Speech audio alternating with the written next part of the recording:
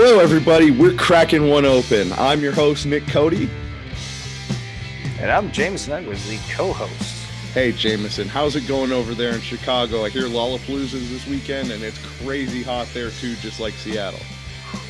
It's something, man. It was pushing 100 degrees almost, and humid as all get out, the Great Lakes area, as always. So, we're used to it, but maybe some out-of-towners aren't. I don't know.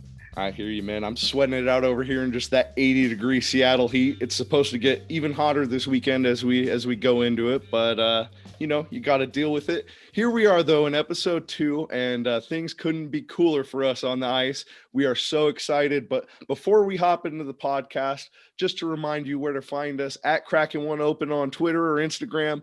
You can find this show on SoundCloud, Spotify. Most of all, watch it on YouTube. We've got some little extras in there for you viewers out there. And we appreciate when you like, share, let your other Kraken friends know, or just NHL fans. Help this podcast grow, help us engage, and we will definitely give you a shout out if you do, and we like what you contribute.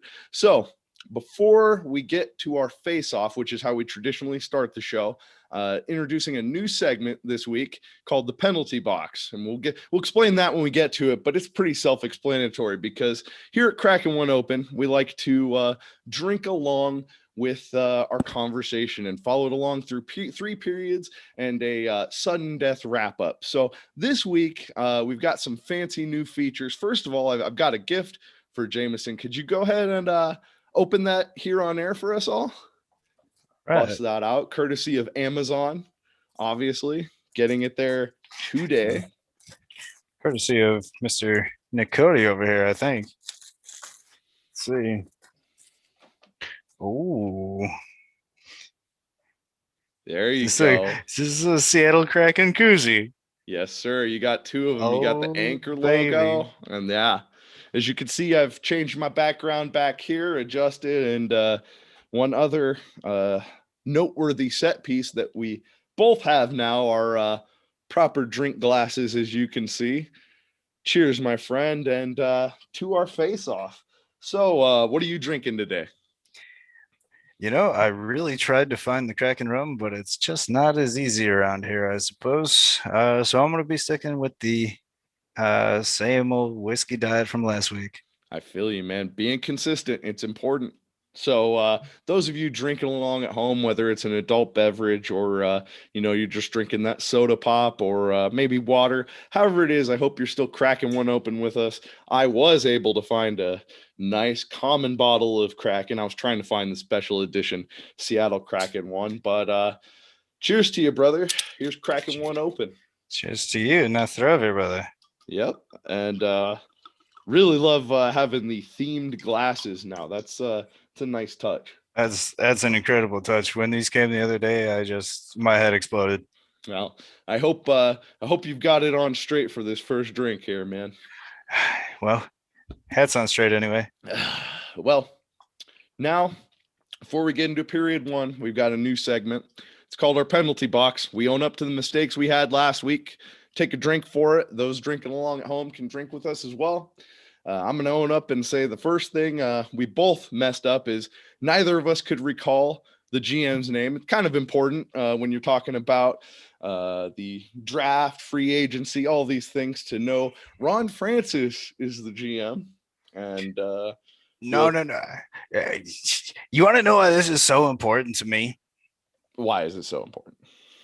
Because last week, when I introduced myself as a Capitals fan, and the reason that I'm a Capitals fan, I said playing NHL 94 for the Super Nintendo, I played as the Penguins. Yeah. And as a Penguins fan for maybe a couple of years, and I still respect the organization, I still respect the team, I love watching them play, but I was sick of watching them win all the time. You know who was the second line center for that team? Ron Francis. Yeah. So cheers, bud. Good one. Good on you. Yeah. I screwed that up real bad. That's something I should have known 25 years ago. Well, you screwed that up pretty bad. I had promised a Friday release. And so for me, I'm going to go ahead and throw out there that my editing time, I was not prepared for that YouTube upload time. So while we got the SoundCloud version up a little bit earlier, you'll be able to find it on there, Spotify, other audio places first. The YouTube version I'm going to have up a lot faster this week, as you already know, and from here on out, got a few kinks worked out, but that's on me. Fair dinkum. And good Lord, that it took listening back after you had sent me the fully edited version, because I just wanted to see some of the transitions, see what was going on. And one of probably the most embarrassing things, because I didn't even realize that I had misspoken at the time, I said that Jordan Eberle was selected from the Rangers instead of the Islanders. Yeah. And it was only going back and listening to it kind of haphazardly with a passive mindset did I hear myself say that. And I just thought, are you kidding? So that's me. That's me. On you, man. 2 minutes, well worth it. Yeah, I drink for it, but I literally do not have the foundation of knowledge to call it out. But you, the fan, you can tell us in the comments right now on YouTube or Instagram, Twitter. You find an error, you let us know, and we'll drink for it the next episode. So that's our penalty box segment. Hope you guys like it from here on out. This week in our first period, man, we've got so much to talk about. This might overtake the second period. It might overtake all the fan questions and interactions we had planned for third period because, there's just not enough of that yet. So bring it to us. But this first period, it's going to be great. What are we talking about, Jameson? Well, you can see always a Capitals boy in recognition of the entry draft, which we'll get to later. I want to get through some of the trades and stuff, but I do have the Capitol building, Capitol jersey on. Shout out to 04 draft picking Alex Ovechkin. Capitals re-signing him for another 5 years. Here we go. Gotta talk about my boy Grubauer. Signing up in Seattle. That was because we had talked about some of the veteran goaltenders. That were a possibility. Yeah. That one I didn't see being such an expensive contract, personally. Yeah. There was an interview with Joe Sakic, the general manager and former star player of the Avalanche and formerly Quebec Nordiques, getting my teams right this time, who said, we just couldn't come to terms with what he wanted versus what we wanted, so they ended up letting him go. Just to kind of quickly break it down for you guys, he was great in Washington, but after he won the cup in 2018, he went to Colorado, got a full starting spot. Relatively speaking, 920 roughly save percentage. He only played 101 games in Washington over 6 years, but 113 in 3 years in Colorado. And it is my full belief that had he not gotten injured 2 years back, Colorado would have won the cup because they were so just strong on a foundational level. Foundational? Is that a word? Sounds right.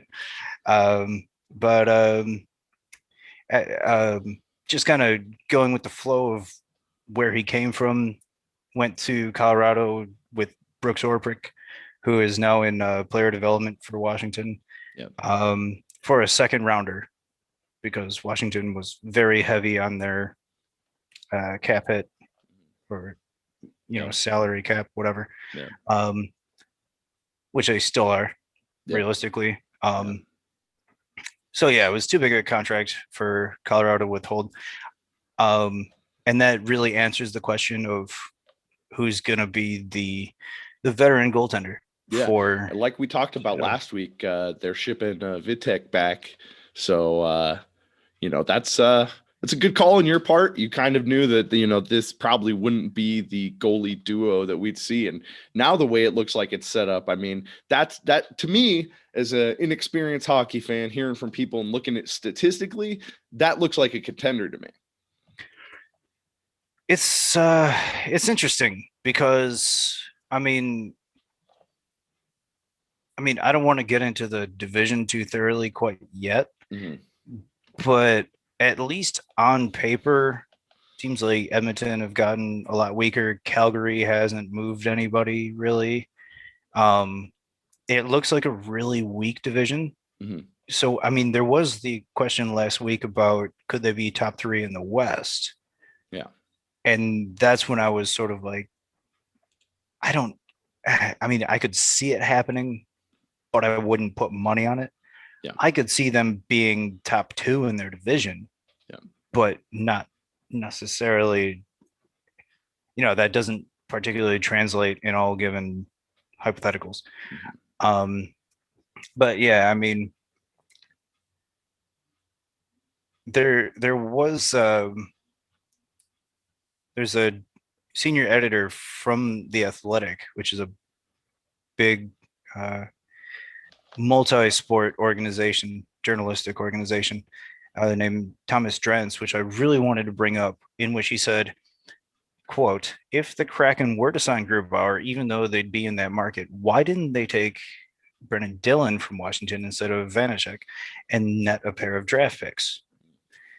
And to me, this is a very simple answer, even though it seems at surface level somewhat complicated. Yeah. And to me, the answer is that Washington had more to lose. They had to give away a lot more. They were struggling with the idea of even signing Ovechkin again, let alone fighting with a team that could potentially have $30 million in cap space.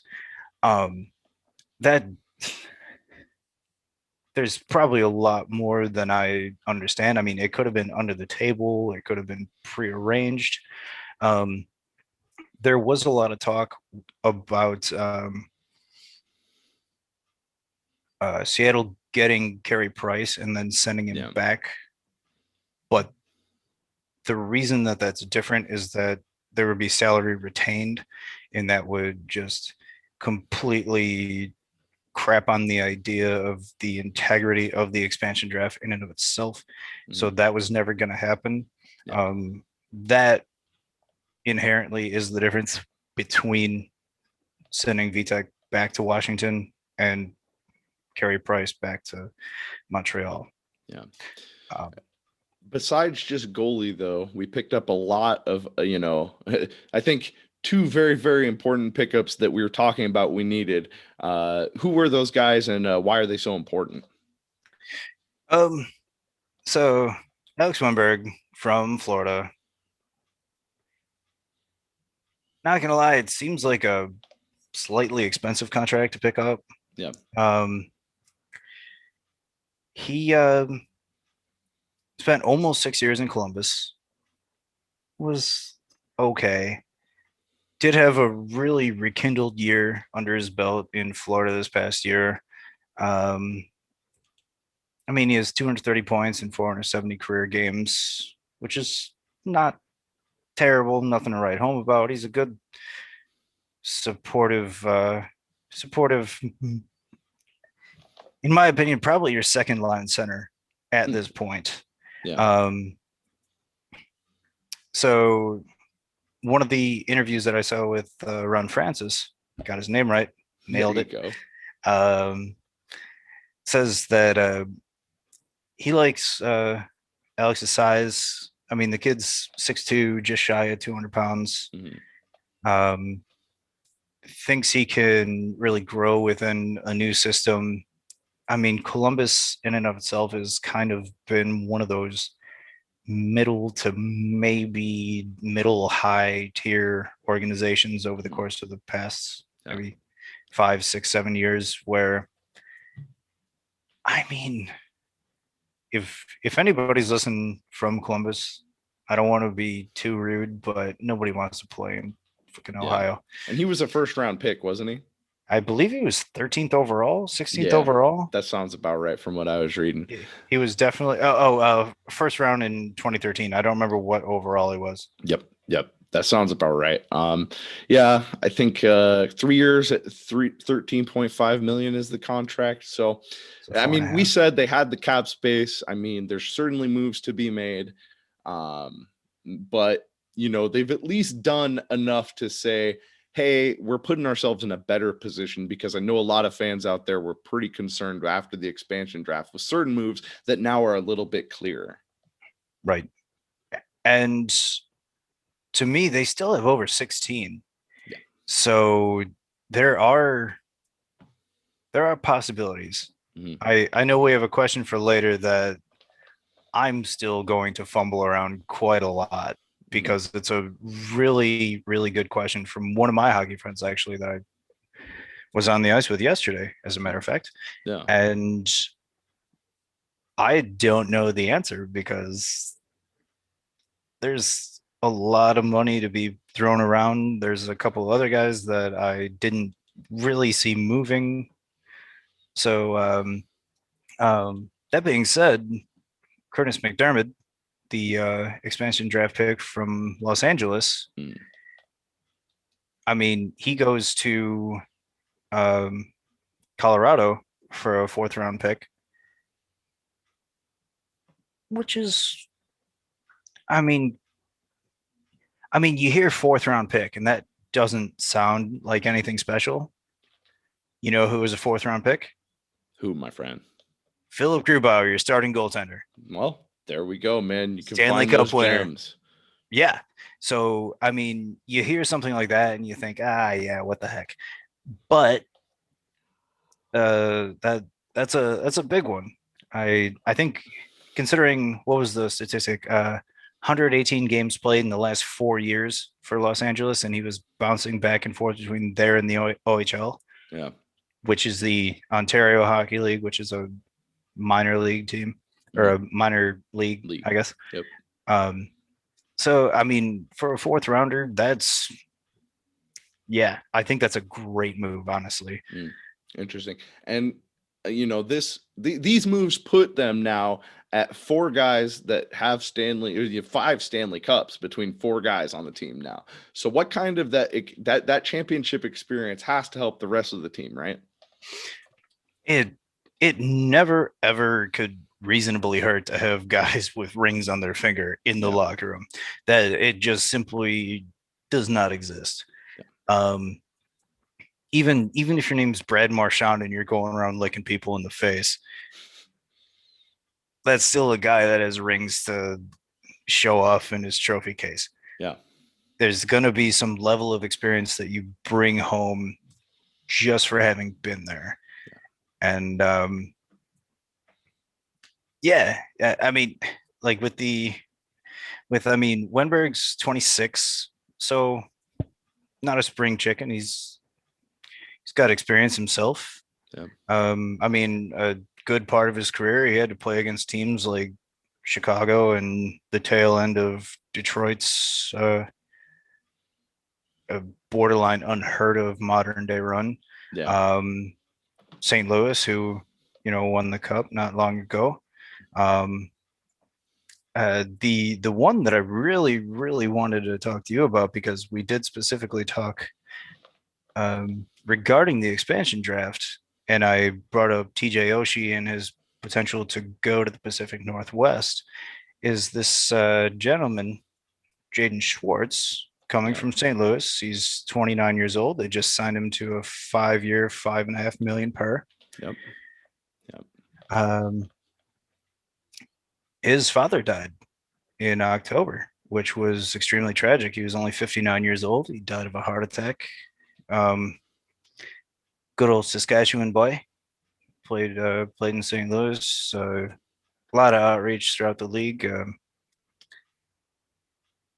I don't think they ever formally said that he wanted to play in Seattle, but I would be hard pressed to say that he didn't ask to say, I want out of St. Louis just to go somewhere north to be closer to Saskatchewan.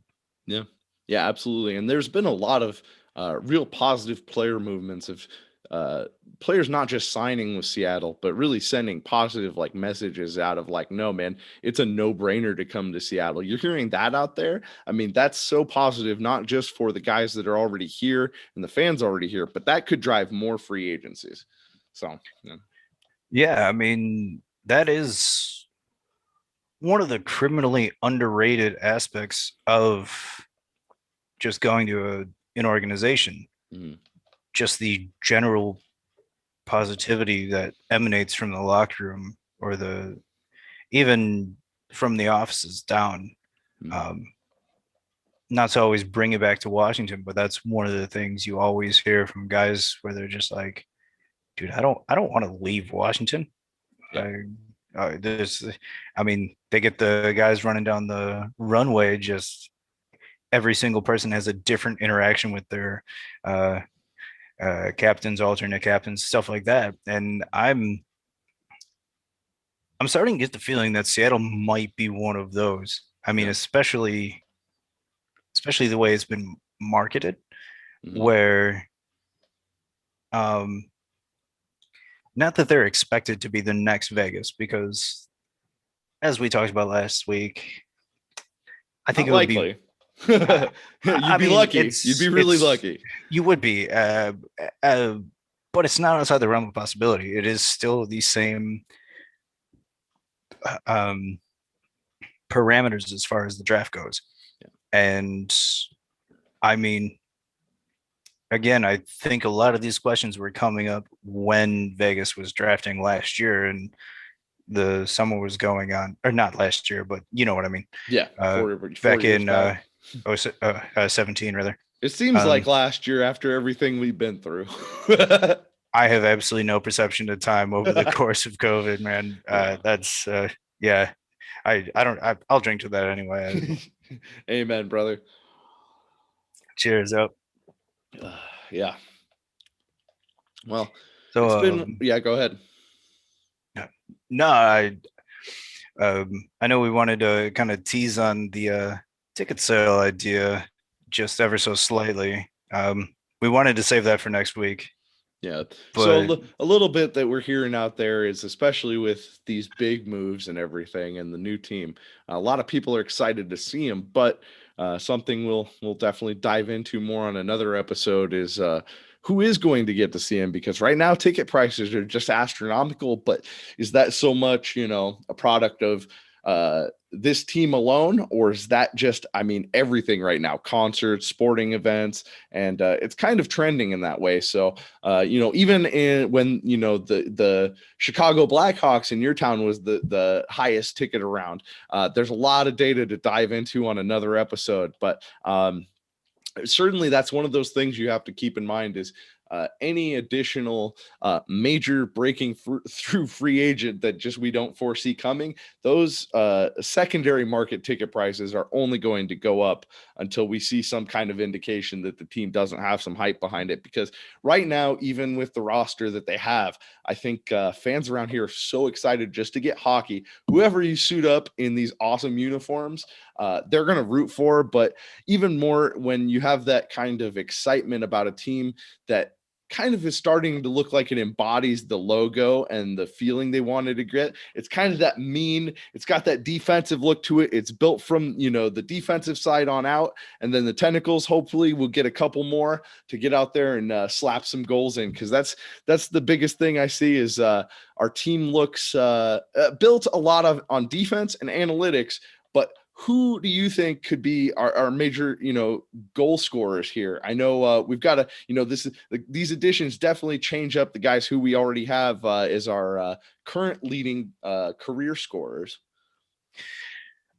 I mean, that's again, I always err back towards what Vegas did, where nobody saw, Carlson putting up, I think it was 42 goals from the blue line, which is absolutely bizarre. Yeah. And then I'm gonna be missing one here. I know there was three in the top 10 as far as a first year goes. I know Johnny Marchessault, and I'm missing somebody, but it just players that you never in a million years. Or was it Max Pacioretty from Montreal? Maybe I would have to double check that. That not gonna lie, that thought kind of crept up on me.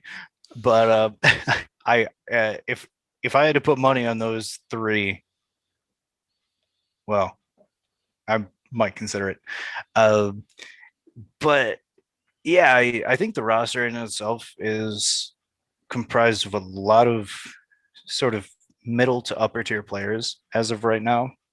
And again, they're playing in a not so good division, realistically. Um, I think Yanni Good from from Tampa is gonna be a big one for you guys. I mean, we talked about him last week being Yeah, the he's two of those phenomenal. 5 Stanley Cups, so two of those Yeah. rings, Oh two of yeah. those rings will mean a lot, especially, if he can And bring some of that secret sauce over from Tampa and shit. and I mean, we're not talking about 2 of 5 like maybe in the past 10 years. We're talking about 2 of 5 in the past 2 years, Yeah. Yeah, definitely which is insane. he's definitely someone we're looking towards being a major contributor and the way it's starting to shape up now, I've seen a lot of projections for first and second lines, but if you were going to shape this team right now, who's your first line you're putting out there? Oh boy. I mean, this kind of delves into the fan submitted question from Andy a little bit. We can hold Um, on to it. We can hold on to it. I yeah, I don't want to hit it that hard quite yet Perfect. because there The there is a bit of speculation given that they have $60 million in cap left, and I mean I have a couple of ideas. Um, one is a mainly capital focused idea, which is kind of selfish that you and I have talked about in the past. Yeah. Um, there is another one that I don't know if it would be worth your guys' money. Um, but I mean that was one I really struggle with. So I mean we'll We'll get save back to it. We'll that. save it. But for those of you watching, timestamps are below. Good first period though, mate. Cheers, mate. Maybe a bit longer than usual, but there's plenty to talk about. And with that, our second period here, there probably isn't as much to talk about, but I've got a ton of questions, particularly you talked about the minor league circuit earlier. And, with the entry draft this last weekend, we picked up a lot of new players, a lot of names I had to learn, starting with I was trying to get some beignets for the podcast. I was going to get some of those from Popeyes, but they don't have them anymore. I was under the impression they still did, but trying to get those for our first pick. But then again, I didn't understand anything. So once I once I kind of looked into it more and started realizing like, oh, this is one of those things as a football fan I'll have to understand a lot more. Is there's not the expectation of the number 2 overall pick to come in right away and make an impact, but I mean, if you look at Michigan in this last year in this last draft, I mean these guys have churned out a lot of good hockey players. They're playing great college hockey right now. They've always been a powerhouse program, but yeah, who knows if we have a star in the making or not. But tell us a little more. What is the difference between the NHL entry draft and something like the NFL or NBA draft, which is happening this week? Um, I will preface that entire question by saying I don't know too much about the latter two. Yeah.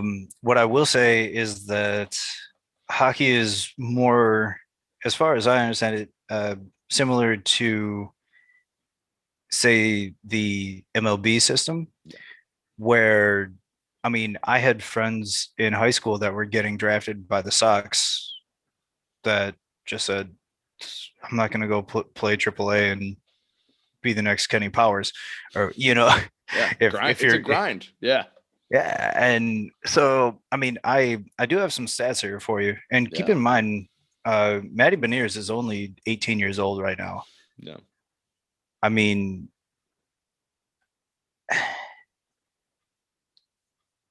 pretty much if you're not already just crushing it in the OHL or the QMJ, you should probably at least finish college. Yeah. I mean, he's putting up great numbers. And he played in the Worlds, right? Yeah. And I mean, the national team development program. Yeah. 11, 11 goals, 20 assists, 31 and 33 and 18-19. 1920 Nationals A, 18 goals, 23 assists. Yeah. Excuse me. Yeah. 41 and 44. USHL, which is top tier Division One AAA or Division One Junior A rather. Yep. 7 goals, 8 assists, and 16 and 16.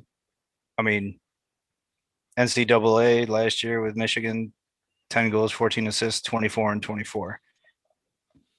So, I mean, those are pretty sick numbers. Yeah. For, I mean, especially at 17. Yeah. Yeah. I mean, it doesn't surprise me that he was taken early. Yeah. I wouldn't expect him to be seen in the show for a few years. I mean, the guy I can most thoroughly relate him to, just because I'm a Capitals guy, is Connor McMichael, who's lighting up the OHL with the London Knights right now. They brought him up for, I think, 1 or 2 games when there was a lot of the COVID protocol going on. And he looked all right. Didn't look good, didn't look bad, just kind of was there. A lot of it is just not wanting one of your young guys to get hurt. Maybe getting them in the gym, getting them eat a little bit more, put on 10 pounds, muscle, whatever. Just a little bit more experience so they don't think that they can go into the corner the same way they can against a college team when you're in the NHL playing against Zdeno Chara or, one of these enormous guys that are just looking to crush your entire body. Well, and guys that just eat up space with just their physical presence. Yeah, when you're a young guy, you don't have the ability to put on mass like some of those guys that you see out there that are, those 6'7", 6'8" frames that have been doing this for, 20 years. Right. And I mean, even I want to say their biggest draft pick in their first, I want to say I looked through this first 6 rounds. I didn't really go through too many of the statistics. No. I saw one was from Regina in the WHL. Yep. Riker Evans. Yep. Yes. Number 2. Yeah, number 2. Yep. Who was number 3? I forget. Number 3 was Ryan Winterton. From 6'2", 175 out of Hamilton. See, it's numbers like that I think really worry a scout, where they say, yeah, you're tall, but how in the world are you 175 pounds? Compared to the next round where we got a Vili, I'm just going to drink for this already, Ottavainen, 6'5" like me, but 221. So that's that right there is that's a man, and he's going to put on even more size.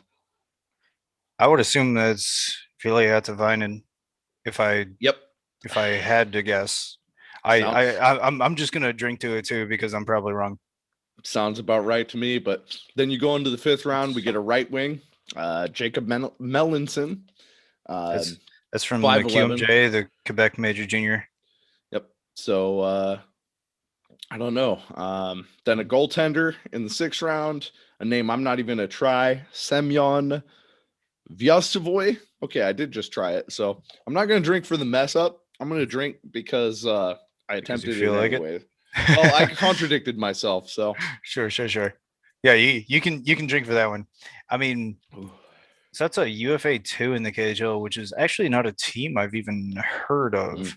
I mean, one of the ones that sticks out is that Ryan Winterton. He's a good old Hamilton boy. Yep. From the Ontario Hockey League. Yeah. That's he'll be one to kind of keep an eye on through amateur system. Well, maybe not amateur system like your AHL system, but their development. Yeah. Do you know who their official AHL affiliate is, by any chance? I do not. I remember seeing someone ask that question, not to us directly, but because I should have looked that up, but I have not seen it discussed at all. I mean, that's going to be another drink for me just for not knowing off the top of my head, I guess. But yeah, well, let's see. Well, while you do that, Justin Janik, national team development program, doesn't say what year he was born, but I would be surprised if he didn't play with Matty Beniers at some point if they were both in the development program. I played with a couple guys that went over there, and I mean, obviously they never made it to the show, but heard it was a really fun camp and just worked your brain out. So they have a yet to be named minor league affiliate in the American Hockey League, and then the Charlotte Checkers are the primary affiliate of the Florida Panthers, will also serve as the affiliate for the Kraken during this upcoming season due to the delay in our own AHL team. Boom. Interesting. Okay. So I guess that's not really a necessary drink. I took one anyway, but good enough, hey. And yeah, right now it's pretty good time for me to refill my drink because I think I earned it with that semi-quick look up there for not being prepared. But hey, you know what? I should have had it up. I put you on the spot there. That, you know what? Hey, that's what I'm here for, man. You bring the expertise and personal knowledge. I'll come in here. I'll ask the questions. I'll drive the show, and I'll look things up. It works great. That's why we're a good pair, man.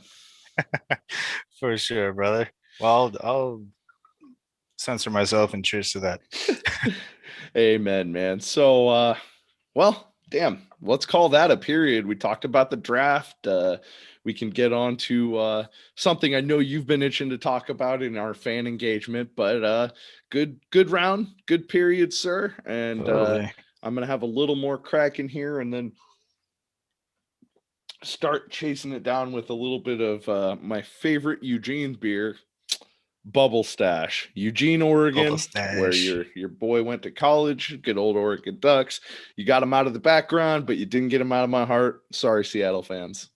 But anyways, switching over to that because, man, that Kraken already, that strong vanilla taste already getting to me, man. I'm trying not to sweat any more than I already am in this heat. So our third period for any reoccurring fans or fans coming back to us, that's when we get down with our fan engagement. We're trying to talk to you guys, answer your questions, respond to what you gave us on Twitter and in the comments that stuck out to us. And we've got plenty to go through here.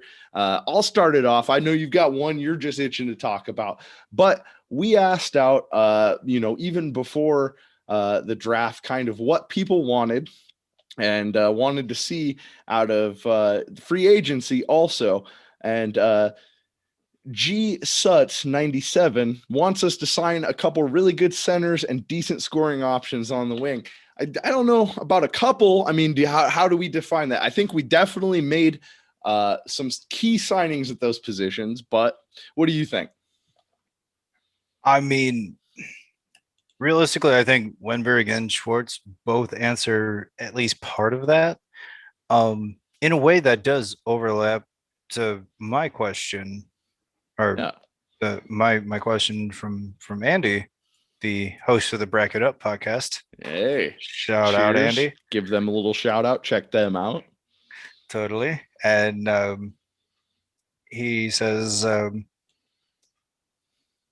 after Wenberg, are they looking for another like top center over Yanni Gord? Do they try to replace Wenberg, put him on the third line? What do you think they're going to do? And this is what I alluded to earlier, where I didn't want to answer my starting lineup question. It's a little tease. Yeah. It's a little tease. It worked. We worked around it. Freestyle. Yeah, for sure. And my whole thing, which I've been very at odds with over the course of the past week, was how in Washington you have Evgeny Kuznetsov, who has a $7.8 million contract, but also a no movement clause, or a no trade clause. Yeah. That, at first that sounded like the worst thing, and I'll be honest with everybody listening. I texted Nick and I said, "God help you if you get this friggin' guy, because good Lord, when he's on, he's a top line center, and I don't even care what team you have in the league. When he's on, he's absolutely brilliant. But when he's off, he might as well be driving the fucking Zamboni. Like he's so hot and cold, and he hasn't really been that guy that you expect to be hot since the 2018 playoffs. I mean, he's not bad.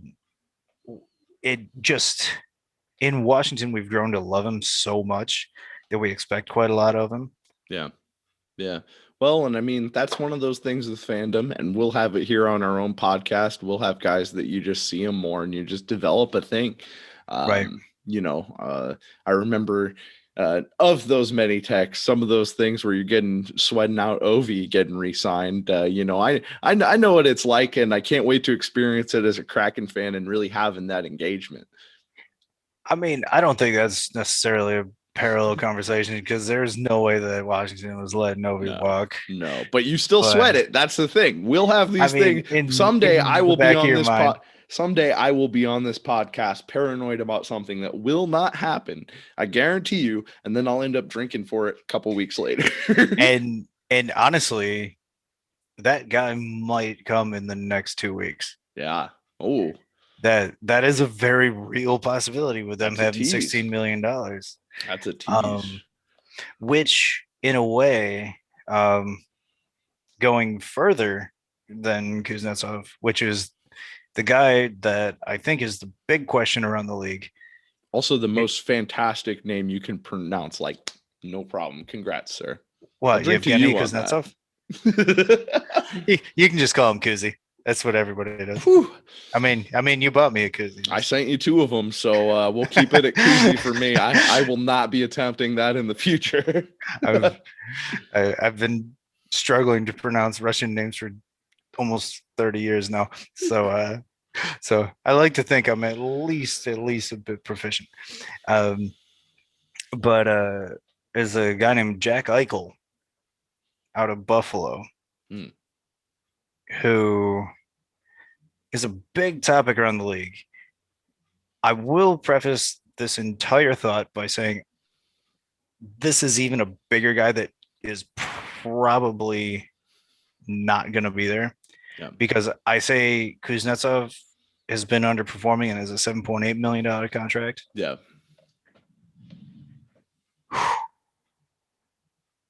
Granted, you got to cut Eichel some slack because he played in Buffalo, and good Lord, what an absolute train wreck they are. But he's got a $10 million contract. Yeah. That's one of the biggest contracts in the league.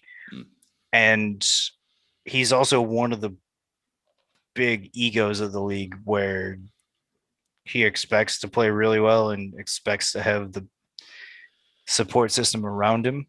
Yeah. So, I mean, honestly, I don't see him going to Seattle, but at the same time, it's out there. And I mean, who knows? I mean, you did send me the picture of Ron Francis just being like, yeah, he does. I'll throw that up here on the podcast here.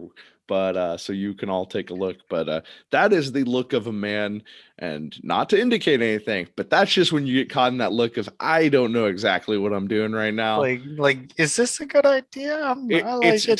Take away the lower body and the body movements of Talladega Nights when he's like, I don't know what to do with my hands, and that's that look in the face. The eyes tell it all.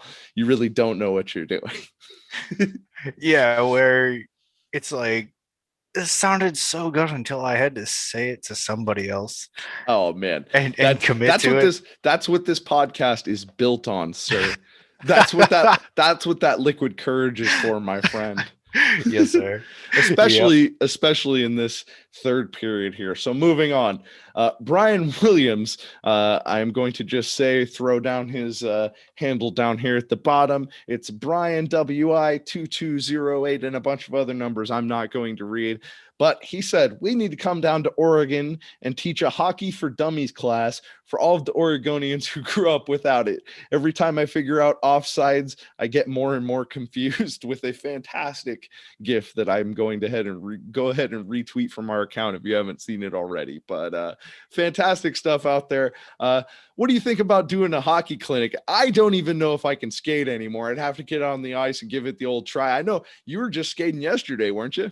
I was, yeah. You're ready to clinic it up. Hey, I'll toss my skates, my gloves, my stick, and in a bag, and we'll go have fun. I mean, I don't know if I'm capable of teaching anybody anything, but I'll certainly show up and talk about it. My friend, you've already taught us all so much, especially me. I'm always asking questions, sometimes a little bit abruptly before they're ready in our third period, like this episode. But hey, it happens. One more from Twitter. We got 2 responses from this. I love when our fans are able to just show that not only do they have, the occasional thought or something they want to share with us, but when they go ahead and respond to multiple things we post, that's fantastic. So at raabenducks, Mike Rabin, I want to say. I know he's followed Once a Duck before. Appreciate the listen. And so he said that he's planning on traveling to Vegas, see the opener October 12th. Can't wait. # release the Kraken. Love that. But then to follow up, what I loved even more, he's doing our job for us. I asked on my main account at JustFollow61, if you're following along, how are all my Seattle Kraken fans feeling about Grubauer? He said, led the league in shutouts, second in wins in GAA. I'd say that's pretty good. Plus 29 in his prime. So do you agree? Is that the upside? And what is the potential things we're not talking about here that, maybe could be, something we shouldn't buy into this right away? I'd be worried about his vulnerability as far as injuries is concerned. I know I mentioned before, I do genuinely believe that they would have won the cup 2 seasons ago had he not been injured. I won't say the general consensus. After winning the cup with him in 18 with Washington, losing him hurt a lot because I don't think anybody saw Braden Holtby dropping off as thoroughly as he did, or has. Yep. He just recently signed in Dallas, which in Washington he was a starter, but in Dallas he's a star. I see you playing that one out. You have that one written down somewhere. That was the one I was talking about before the show, where I said I didn't want to spoil it. Fantastic, sir. Well, now at least you're not just turning red from the drinking. Now from that excellent dad joke, sir. And the stupid hat that's reflecting. And the orange light from my camera is not helping out. Hey, you've got a little more lighting this week than last week. We both upgraded a little bit. I couldn't keep the head on this week, man. Too hot here. But hey, fantastic end to our third period. Cheers, brother. Cheers. So those of you that were with us for our first episode last week, And if you weren't, you should be liked and subscribed right now on YouTube. Go ahead and take a second. Just click that button down there. It's not going to cause you any harm. Go ahead and click the bell if you want to get notifications every time that we post a new video, which is usually going to be every Friday. But again, if I have issues like last week, or we usually record these on Thursdays. So if we go too hard in one of these episodes, you guys respond, point out a lot of our errors. It may delay the next episode. Just putting that out there. But hopefully we get this up and running at the right time so everybody can go ahead and engage on their weekend. But hey, make sure you're following all platforms, whatever you engage in. We're trying to get on every single streaming platform. I know we're having a little hang up with Apple Podcasts, but everywhere else, as far as I know, we are available in audio format. But again, check us out on YouTube. That's the preferred format. We're putting a lot of work into that. If we mentioned you, we're even putting your Twitter handle or your name up, whatever you want, and just mentioning you, making sure you get the appreciation, because we don't do this without fans. That's what it's all about here. So if you're with us last week, as I was saying before my diatribe, we finished with our sudden death wrap up. So recapping their episode, I just really love talking about I got such a more thorough understanding for these guys that we picked up, and we'll continue to get on more familiar with them in the future. But it has me so much more excited for when we do get to games here in October, and we get to matches, and we can talk really about what this team's looking like in the future. But next week, man, we're going to be talking ticket prices. So if you are already following us, and if you haven't already, go ahead and respond in the comments or reply and let us know what you think about Seattle Kraken ticket prices right now. If you already have tickets reselling, please let us know your thoughts, what you're selling for. And if you're looking for tickets, or maybe you're holding out because it's just too much right now, God, we want to hear it. Yeah, and I mean, even if it's not specifically about that, I think one of the most engaging factors that we would like to hear is having a verbal tick, or okay, let's keep away from saying every time Jameson mentions the Capitals, take a drink, because good Lord, we're all gonna die. Yeah. But anything aside from that, hit it. Yeah. We want everybody to be engaged. We want even if it's not specifically Kraken related, if it's podcast related, if it's hockey related, just by all means, we're here to talk to you guys, and that's the only reason we're doing this. Just to get the community involved and get interest elevated. Yeah, and it is already so great to see, like we had this episode, the engagement we've already had from a couple platforms. I'm going to throw together a Facebook group here pretty soon so to be able to engage that way. Anything else you have, I know Jameson's down with the Discord. I'm going to need a little more convincing, but if our fans even say, like, I'm down with the Discord, I will cave in and be like, okay, I can get down with the young kids. I can go ahead and conform and go ahead and download that app back onto my phone again and go through all that. But we could get a private Discord going for all our fans. Whatever suggestions you guys want, we're open to it. You see our basic format. This is what we're going for. And that's one hell of a wrap up and one hell of a show, my friend. Good evening to you. And let's keep cracking one open till another time. Cheers, everybody. Cheers, Nick. Cheers, my friend. And if you like that outro music or intro music, again, check out Where's Jameson, especially on Spotify. Get those listens up. You won't hear this song there. Maybe someday with a Nick Cody vocal added on top. Throw that on there. But no, just kidding. Appreciate it. Love you guys. Have a good one.